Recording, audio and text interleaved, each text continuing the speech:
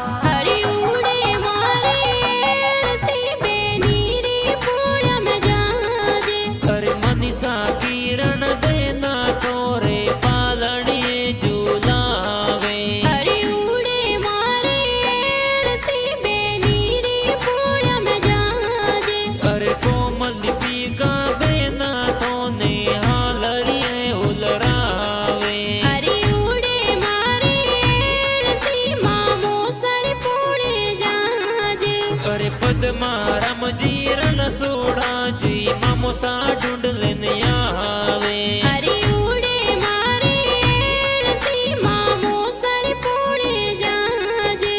અરે કેના રામજી મામોસા સોનારી સેનો લાવે.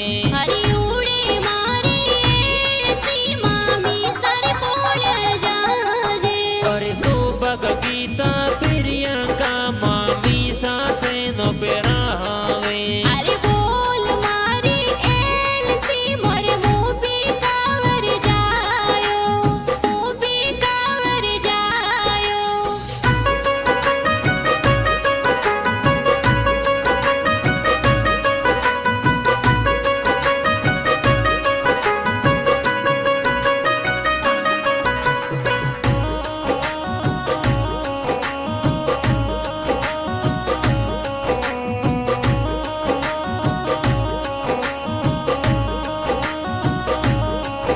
અરે ઉડે મારી એલસી માસી જીર પોળે જાજે. અરે લક્ષ્મી ગૌરી માસીજી થોને આલરીએ ઉલરાવે. અરે ઉડે મારી એલસી માસી જીર પોળે જાજે. અરે લક્ષ્મી ગૌરી માસીજી થોને આલરીએ ઉલરાવે. અરે ઉડે મારી એલસી માસા જીર પોળે જાજે.